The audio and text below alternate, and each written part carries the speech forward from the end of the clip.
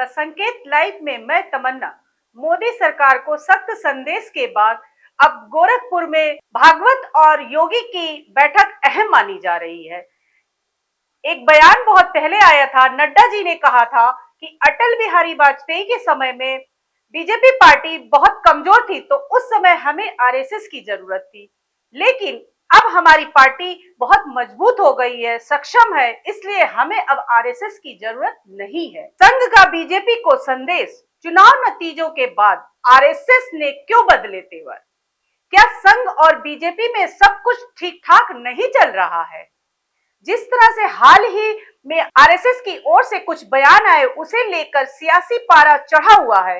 खासतौर से 2024 के चुनावी रण में बहुमत से बीजेपी जिस तरह दूर रह गई, उसी के बाद राजनीतिक परिदृश्य बदल गया। 400 पार का नारा बुलंद कर लोकसभा में उतरी केंद्र की सत्ताधारी भारतीय जनता पार्टी को अपेक्षित परिणाम नहीं आए। हालांकि बीजेपी के नेतृत्व वाला एनडीए गठबंधन फिर सरकार बनाने में सफल रहा। नरेंद्र मोदी ने हैट्रिक लगाते हुए लगातार तीसरी बार प्रधानमंत्री पद की शपथ ली।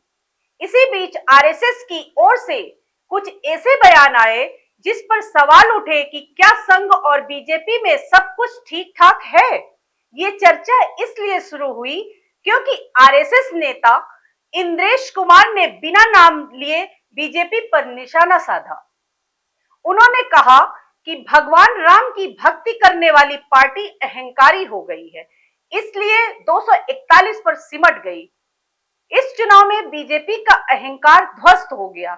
2024 में राम राज्य का विधान देखिए, लोकतंत्र के परम में कैसा है।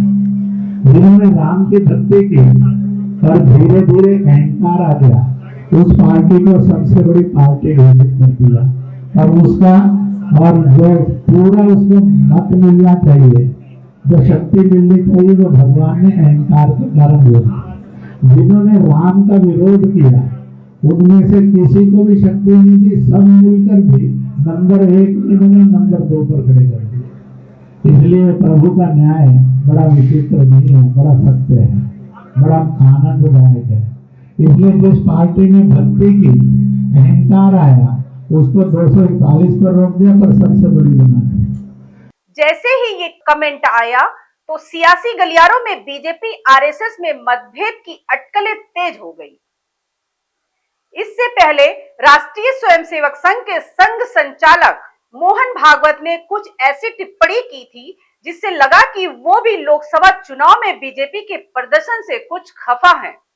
यही नहीं, बीजेपी और आरएसएस के बीच की चर्चा अब राष्ट्रीय बहस का मुद्दा बन गई है। लोकसभा चुनाव में बीजेपी से नाराजगी के बीच राष्ट्रीय स्वयंसेवक संघ आरएसएस प्रमुख मोहन भागवत पहली बार 5 दिन के लिए गोरखपुर प्रवास पर हैं। प्रवास के तीसरे दिन शुक्रवार को भागवत ने कहा कि शताब्दी वर्ष में हमें कुछ बड़ा करना है, हर गांव में शाखा लगानी है, हर वर्ग, हर समाज और हर धर्म के लोग शाखा से जोड़े जाए।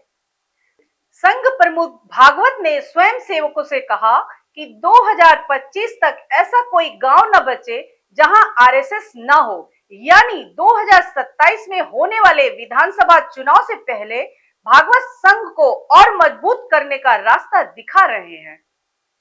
वहीं मुख्यमंत्री योगी आदित्यनाथ भी आज शाम को गोरखपुर पहुंच रहे हैं। लोकसभा चुनाव में यूपी के परिणाम आने के बाद योगी से ये पहली बैठक भागवत जी से हो रही है। इस मुलाकात के कई मायने निकाले जा रहे हैं। अब देखिए क्या होता है आगे।